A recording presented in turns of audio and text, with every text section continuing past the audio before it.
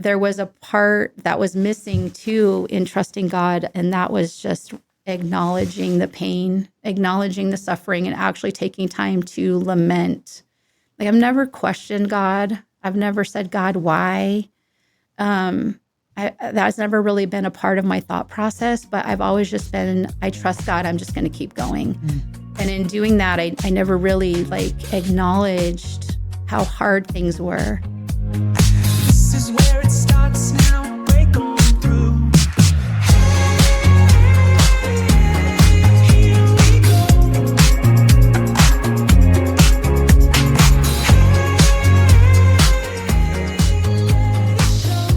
Hey everybody, welcome back to the Fixed on Jesus podcast. My name is Rich, and like always, I'm joined by Mark Johnson. How are you doing, Mark? Doing well. How about you? I'm well. And behind the glass, coordinating all of our efforts and making sure that we sound better than we are is Heather Corbett back there. Heather is making faces that you Wonder if cannot that was see. being recorded. I don't think so. She made a face at us that was inappropriate, but please do not take an offense from me. Right. Anyway, She just got out of trouble recently, so we don't want to put her back in any kind of trouble. she was in the penalty box. We don't Mhm. want to put her back in. Yeah. That's right. Exactly. But we've enjoyed an episode with Liz Beck, and we're going to continue that now. How you doing, Liz? I'm good. It's good Back to be for here. part 2. Yeah. Braving us again. Yes. This will be a fun episode. Yes, it will.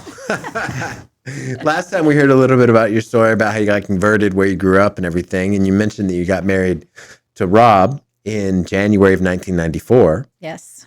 And you indicated that the union was not always blissful, correct? Correct. Some ups and downs. A lot of ups and downs. What happened? Well, we had just, the typical marriage getting started and a lot of hopes and dreams for the future. Yep. And then the relapses started happening. How long, when he was out of the program, did it take for him to relapse? He actually relapsed when we were engaged. Oh, And there was a lot of struggles during the engagement. uh-huh. And I really was basically ready to call off the wedding a Really? few weeks before the wedding. And it was one of those times in my life where, I felt that the Lord really was clearly guiding me, and felt that the Lord just really was just impressing upon me that this was the path that he had for me, and that I might not always be able to trust Rob, but I could always trust him. Okay. And so I didn't go into the marriage, with anything like, oh, I'm going to change him or anything like that. But I really went into it with faith, even through, the ups and downs, and knowing that that could potentially be my life, but knowing that that was what God had really called me to. But there were many times in my life where I really questioned the Lord about that, and not understanding why this was the path that he had for me and the pain that it brought. So Rob would relapse about every 4 to 6 months. So What did a relapse look like? he would take off. Leave. He would leave and disappear for up to a week. I wouldn't know where he was at all. And so in those times, he was spending a lot of money staying at hotels and doing who knows what. Coming, home. One time he came home with a broken nose, and, so I never really knew what was happening during those times. That went on for many years, actually. So every 4 to 6 months. And what would he use? It didn't matter. It was whatever would give him a high. Alcohol, Drugs, straight whatever. drugs. Yeah. Prescription drugs. It didn't matter. So whatever he could. Whatever. Was this he in could. Tucson still, or? No, this was, we were in Phoenix. Okay. And then we moved to North Carolina after our daughter was born, and his job transferred him there. And what was he doing? He was a regional manager for Waffle House. Okay. So we went to North Carolina. We lived in Asheville for 2 years. That's where my son was born.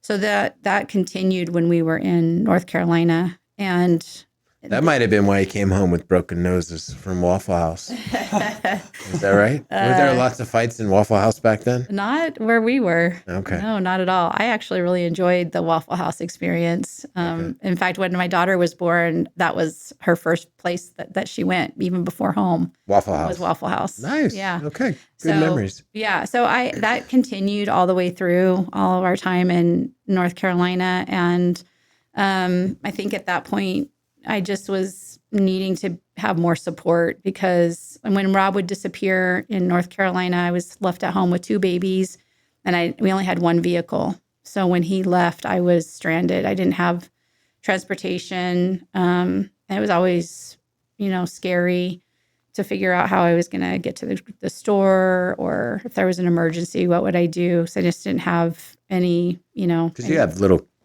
babies who have babies, diapers, yeah. and they need all that kind of stuff. Yeah, because my kids are 19 months apart. So, those days in North Carolina, I had an infant and a toddler. So it was pretty challenging. What was it like the very first relapse he had when he disappears? What happened? What did you think? I think at first it was kind of like, well, what happened? And not knowing. Did you think he was hurt? No, I didn't. I don't even remember. It was so long ago. Like, I don't remember what my thoughts were. I think I always kicked into just finding him. Okay. Just finding him and getting him out of wherever he was. I learned to be a really good detective. So this is before technology and, all the things where you could get instant access to charges that were being made on a credit card. So I got really good at figuring out where he was and talking my way into figuring out what room he was in. And then, Would you show up? I would just show up and figure out where he was, tell a good tale of what I was looking for, where, I'm looking for my husband. I don't know how I would figure out what room he was in and bang down the door and drag him out. Or if I couldn't find him, just a matter of time before he would get so sick that he would go to the hospital, and then he would call me and let me know that he was at the hospital, and then we'd pick up the pieces and do it all over again. I mean, he had to have lost so many jobs, right? He lost quite a few jobs. The Waffle House job, I think I was able to cover shifts for him a few times, which was... With little kids? I know. It's crazy, right? I don't even remember how, but I remember one time I had to cover a shift because he had disappeared. I didn't know where he was. And the second shift cook called out. So they were all calling me because nobody could reach him. So I think a friend from church or something took my kids, and I went and cooked the second shift. No way. Dang. So thankfully it wasn't busy because I didn't know how to do all the things, but it was... Wow. Yeah, there's a lot of those kinds of things where I was just trying to hold my life together. Wow. Goodness. That's rough. And then you left North Carolina at some point. What happened? Yeah, so came back. For more support? Yeah, I felt like I needed to be closer to family just to have support for this life. I mean, this was obviously going to be my life. And so I just needed to have people that I could count on and that would be there for me. And that's not really how it worked out, but when did you come back? Do you remember? I think Robert was a year and a half. So probably like 97. Okay. So you guys had kids pretty quick. We did. Yeah. Okay. Yeah, Yep. that's helpful. So Grace and This Robert. is my first time hearing any of this. So you know some of the story and you live the story. So I'm with the audience right now. I have no idea where this is going. So. Yeah. So you guys leave North Carolina. He gets another job out here somewhere? Yeah. He came back. He was working at Waffle House again. Here. Yeah. Okay. Yep. In 97. 97. Up here or down in Tucson? Actually, you know what? I think at that point he might have started working with his brother-in-law right around that time, I think. There's so many memories. They all kind of blur together. I And the get it, timeline is a little murky. Were you down in Tucson or were you here in Phoenix? When we first came back, he was living in Phoenix with his parents to do this new job. And then I was in Tucson with the kids with my parents. Okay. And so I think that is part of why the family dynamic got pretty messed up, because the family was living it alongside of us. Okay. And my family did not respond very well or very graciously to the, expecting Rob to show up for the weekend to spend time with his family and then just not showing up. And then, watching me try to navigate all of that. And so I think that was where my family really struggled because they were living it alongside me. And they were not pleased with Rob. No, they were not. So that added even more, difficulty because now I'm like stuck between all of them and trying to figure out like as a Christian wife, I can't just abandon my marriage. I can't just abandon my family. Like I don't really know how to do this, but and then just trying to figure out the dynamics of addiction. And so it was just, they'd be detox or rehab and doing it all over again. And so it was just this cycle of chaos that we were in. How many rehabs do you think he went to? I don't know. More than 2 or 4? Oh yeah, definitely. Like 10? Tried them all. Oh, he tried everything. Yeah, I've tried so many things, detoxes and rehabs, Christian rehabs, secular rehabs, medical, the meetings, AA meetings, all of the things, and, sponsors and all of it. And better eating plans and exercise plans and, just all the things. And it didn't work. No, because it was the same cycle. Was it the same 4 to 6 months? Every 4 to 6 months. Yeah. And then after we got back here, instead of him taking off and being gone for a week at a time, he just started doing it at the house. So, which in some ways was easier because I at least knew where he was. Yeah. But then we were living it alongside him. And, then, there was emergency vehicles coming to our house and Blackout drunk kind of thing. totally like, yeah. Where it's worse than blackout drunk because then you're so sick that you're needing medical attention. And so that was the life that we lived for a lot of years. Yeah. Liz, you strike me as a realist. So was there any part of you prior to marrying Rob that kind of knew that maybe that would be part of your life going into it? I definitely knew that it was a big risk to do that. And I think that's why I was going to cancel the wedding. I was going to call everybody personally and say, I'm not doing this. But that's where I think that I knew that the Lord, this was what he had for me. And again, it doesn't make sense. I mean, there's been so many times in my life where I have felt that God has called me into places that I would never recommend anyone to go. Right. So if you're counseling, Yes. if you're run. counseling somebody like you were at that age, Run. what would you say? Run. Get out of there. Yeah. But that's where, like, for me, I knew that this is what the Lord had. I didn't understand it. I didn't know why. But I knew that I wouldn't be alone.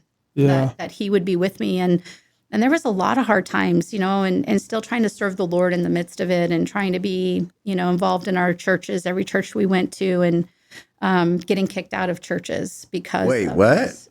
Yeah, we got kicked out of a church. Why? Because we were Not disciplined. no, not disciplined. We were volunteer youth leaders at a church in downtown Phoenix. Uh-huh. And we were getting ready for a big youth event. And like the week before, Rob relapsed.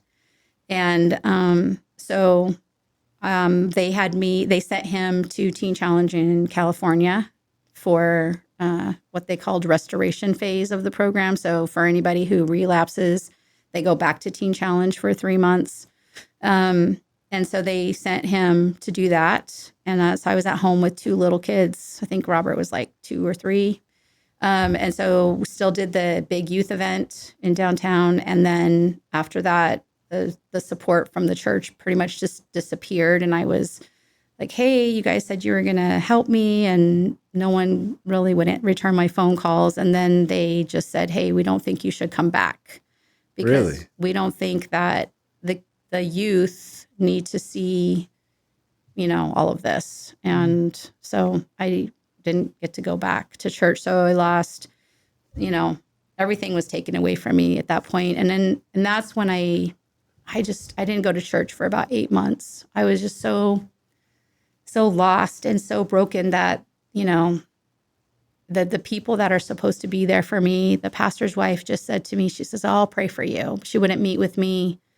They wouldn't help me at all. They wouldn't even return my phone calls. And I think that's where just holding on to the Lord, or him holding on to me, really, for those like 8 months. And I couldn't even read my Bible. I was just so hurt and so broken. And I finally just, like, after about almost a month of that, I called Rob and at Teen Challenge. I said, "You just need to come home. You need to take care of your family." Yeah. Because I couldn't, how am I supposed to provide and take care of the kids. right. And so I was like, "You need to come home and take care of your family."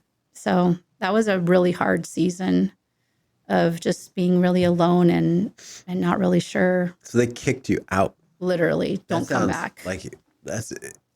That sounds harder than, like, which was harder, having Rob like that or the church do that? The church, for sure. Goodness. All right. So eventually you found another church. Yes. Yes. We started going to Grace Community Church in Tempe because our kids went to school there. And I was helping, me being the event queen, I was helping with a big event there at this school. And I met these really lovely ladies who were so kind. And having, come out of a very charismatic church that, they wouldn't be there for you when you needed them. And then I've got this other church who isn't charismatic. And yet these women are offering to come and help me fold my laundry. Oh, that's great. And I, was like, wow, wait, it was just starting to be like, oh, wait, there's a whole different world of Christians out here. And so we started going to church there, started serving, and we were there for several years. And then they had a change. They had a new pastor come in, and the program that we were serving in children's, they took it out. They didn't continue it. So we were ready to kind of start looking for another church. And we would drive by this church when it was being built. And so many times we would drive by and say, we should check out that church. So when all of this change was happening, at that same time, Rob had another surgery. I think it was a knee surgery that time. So we didn't have to serve that week. So he stayed home with the kids and I came here just to check it out. What year was that? I think 2005. Okay. So I came, I just wanted to sneak in, get some information, just check out the church. And I didn't even really make it through the front doors. I was greeted warmly and ended up sitting in the second row with some people who have moved out of state now. But I had never really experienced anything like I had that day. And even during worship, I didn't know one song. And I just stood there with just tears streaming down my face and realizing just how broken I was, and just really feeling the presence of the Lord that day and being greeted so warmly. People were just coming over and talking to me, and found out that my husband had surgery. And so people lived in the neighborhood, and they came by that week and said, "Hey, can we mow your lawn?" They came over to our house, and I was like, wait, who are these people? So we started coming to church at that point and just trying to get connected. I remember one of the first weeks that I was here, I was trying to scare people off. And I started telling people about, oh, my husband is this and my husband is that and our family is this. And people were like, okay.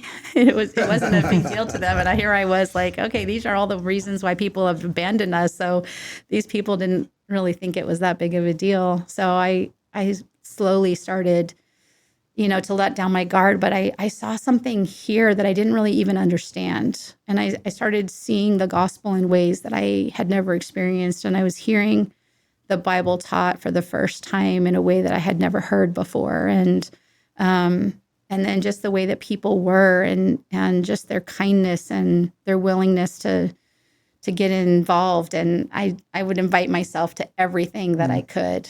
invited myself to people's houses and, hey, I want to go to that. Can we go to that? And then we moved to Queen Creek from Chandler, and that's when we met the Tongs. And when we moved in, people that I didn't even know yet from the church showed up to help us move in, and there were kids carrying boxes. And I was like, wow, these people are, I don't know, it was just different. Yeah. And so that's when we got involved with the Tong group, and they didn't know what hit them. Steve and Mary and Tong's small group. Yes. Yes. And they didn't know. They didn't know what they were getting into. So 2005, Rob and you and the kids then are Like 10, 11. okay, young. Yeah. Okay. And Rob and his relapses continue happening. Yes. Talk about how people came alongside. Well, because we were with the Tongs, I think, we were just living life together, and, things, I didn't let a lot of people in to all those situations. I really tried to protect people, and just because of all the experiences that we'd had also, but it just started getting more and more frequent, more and more chaotic. And so it just kind of started spilling over into the Tongs and to the small group. And so there were so many times when I would pack up the kids and we would go stay with the Tongs until the chaos ended. And he's relapsing at home. yes. And it was starting to get more, not volatile necessarily, but it was starting to get much more disruptive and more frequent. And as my kids were getting older, it was starting to feel a lot more unsafe at home. Yeah. Like to the point where we would leave to go do an errand, and we would come home and he'd be totally wasted. And so, just even not knowing what you would come home to every time you leave. Yeah. And so that just started to become, I didn't even really understand it, but it just started feeling like home wasn't safe anymore. So when things like that would happen, I would just call the Tongs and we'd stay there. How many times do you think you did that? Oh my gosh, I don't know. So many times. Dozens. Oh yeah. Or they would come over, I would call, or they would come over. When you had trouble, you just... Oh yeah, I would just call them because I wasn't afraid to call them. Did they make it easy? They made it easy. They didn't know what they were doing. They didn't know. It was hard for them to walk through all that stuff with us. And there was one summer that was so crazy. I didn't even know where Rob was most of the time.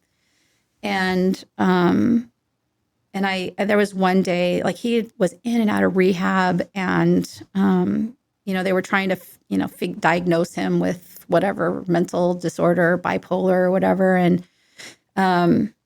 so he was in some rehab, and they called me, and they told me that he had a psychotic break and he thought he killed a nurse.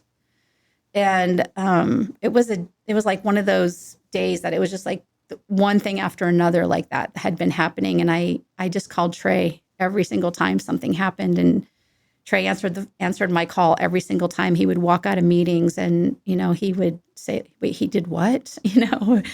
But he always prayed with me, and he didn't run away. And so that was the kind of like craziness that we were living in. I remember one time he was at St. Luke's in Phoenix, and it was during that same time period. And they called me at like 10 o'clock at night to come get him. They were releasing him. And I was like, I'm not coming to get him.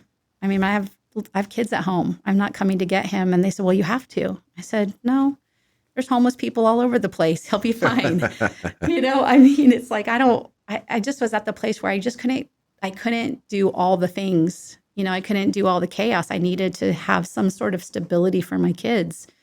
I mean, there were so many things happening at that time. And so many times when we were here for some, event or church service, and there was some chaos going on with him, and I wouldn't leave until I had clear direction about what was I going to do, or what was the plan when I left here, or I don't know, this church really became such a safe haven for us, for my kids. And just, we were still allowed to participate in things. We were allowed to serve. We weren't cast aside because we were going through this stuff as a family.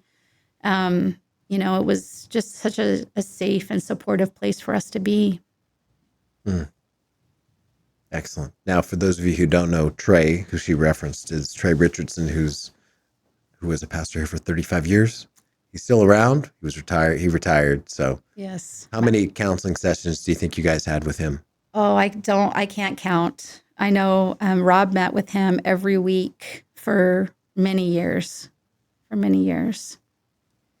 Yep. It was a lot. There was a lot going on. It was a lot. I remember one time, I think it was after church, and you met me in the lobby, and Well, like set the stage. I mean, I think you had come to, like, he was just continuing. it was like, this one summer. I think it was, I don't know if it was 2007 or 2008. I mean, it was literally, I didn't know where he was most of the time.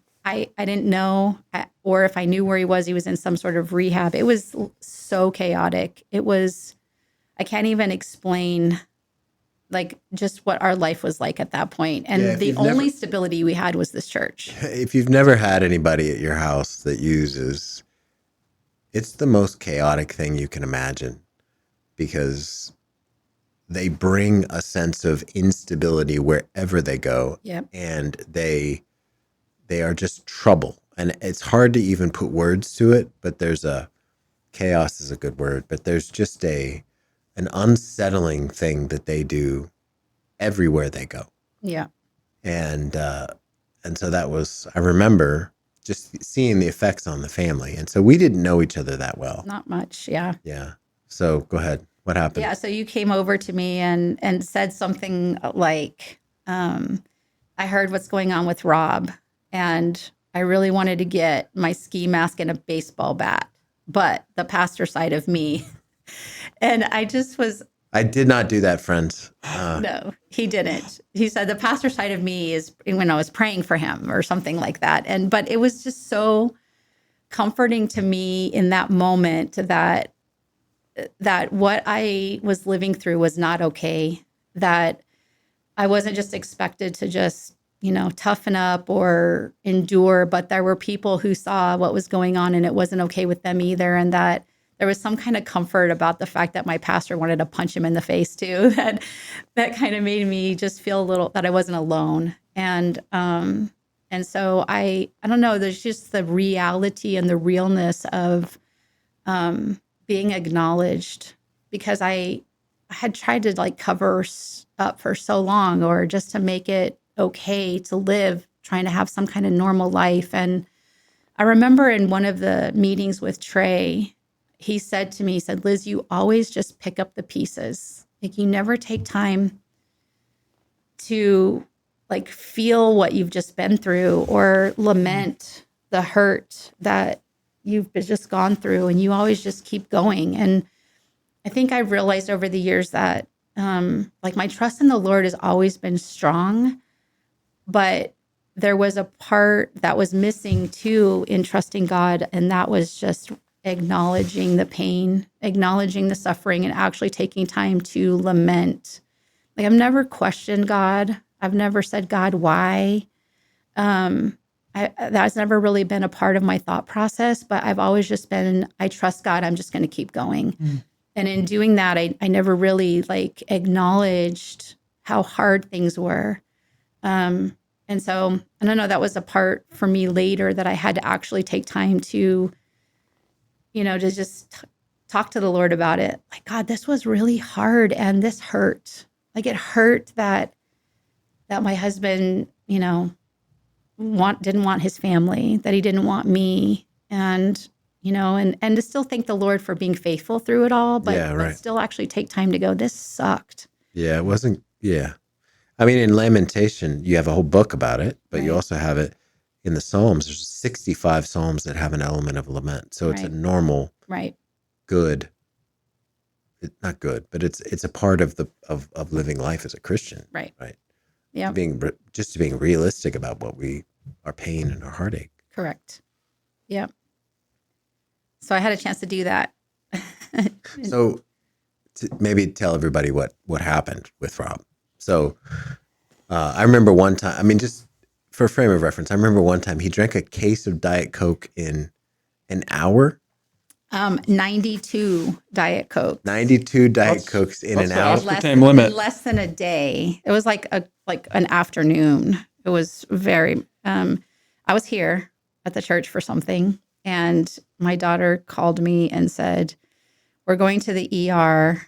And I'm like, "What happened?" Like, I've been at this event at the church for a couple of hours. Like, what happened already? And so I found out that he drank that much Diet Coke. 92 Diet Cokes. And the ER doctor said, I've just never seen anybody have caffeine poisoning. He had caffeine He poisoning. had caffeine poisoning. He was pretty sick. He needed medical treatment.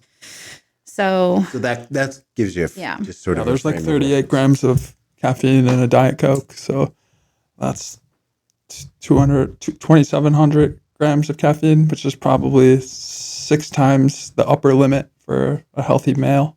yes. So those were the kinds of things. And he did that because he didn't have access to alcohol at the moment. Yeah. So he had Goodness. Diet Coke. Diet Coke. Wow. So what ended up happening to Rob?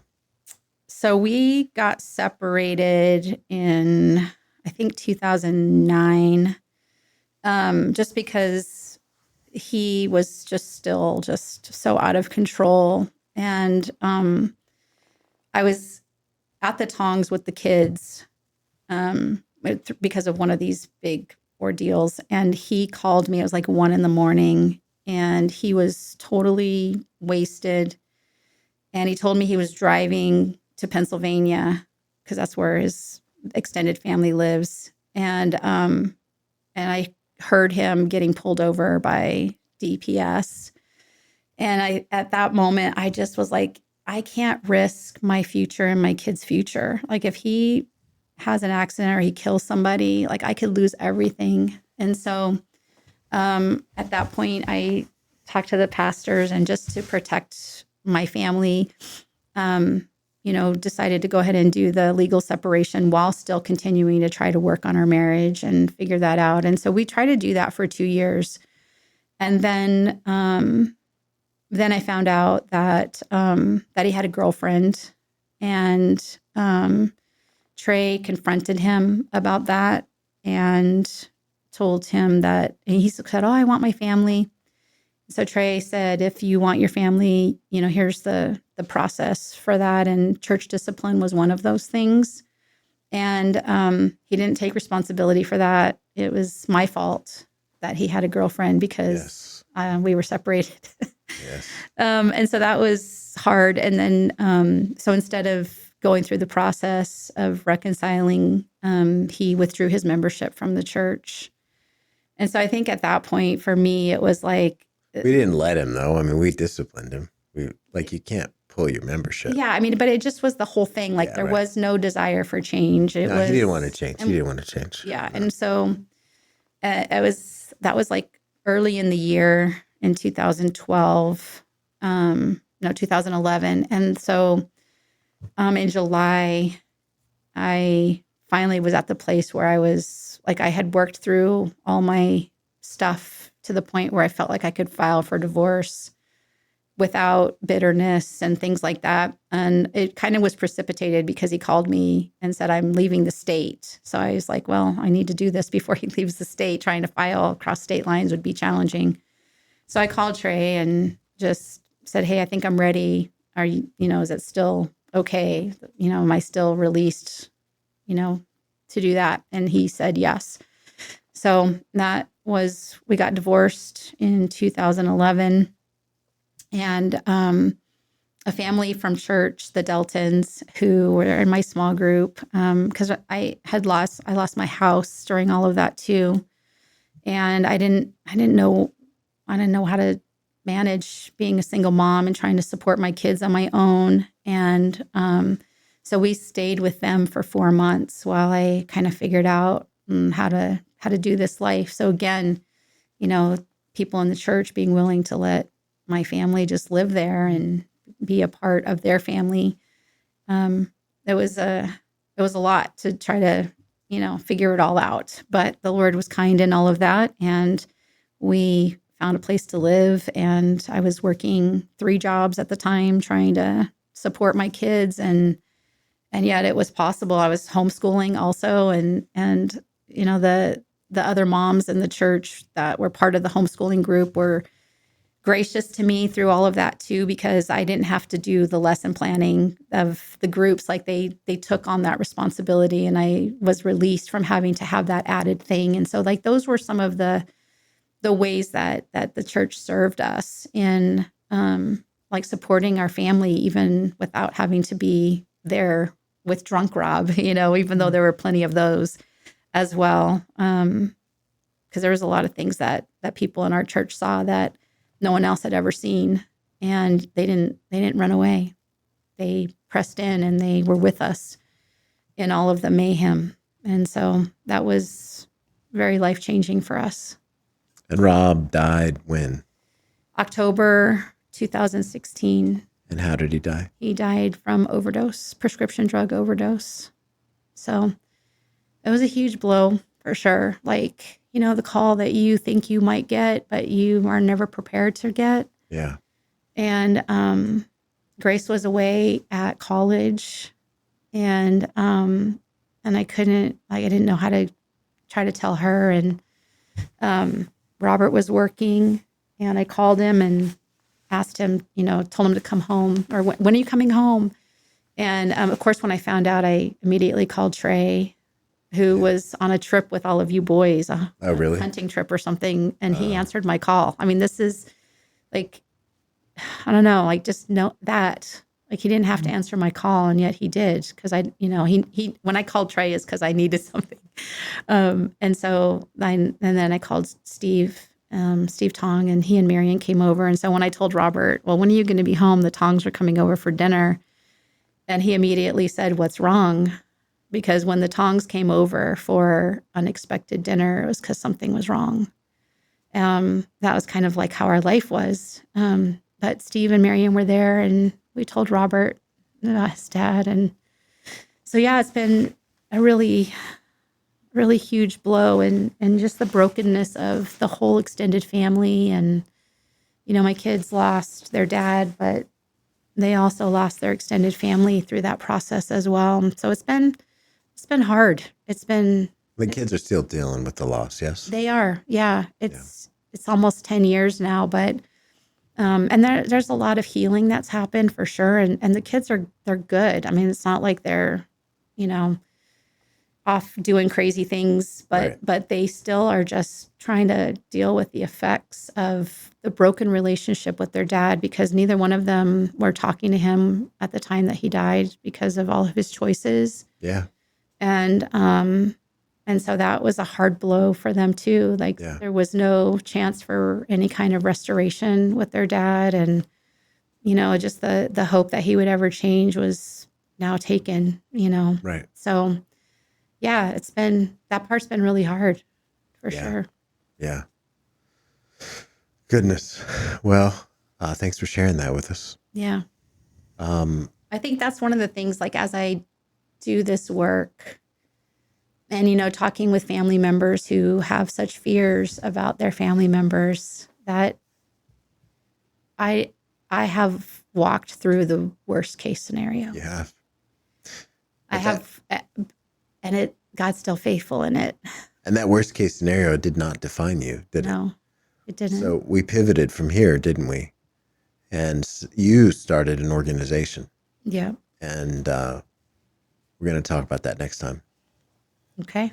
All right. Yeah, and if you're just tuning in now, depending on when you see this, there's either a part 1 out, or there's another part 3, or maybe even a part 4 out. So check through the library to follow the story. And thanks for coming. Yeah, thanks, We Liz. appreciate Thanks the for story. having me. Absolutely. See you guys next time. See ya.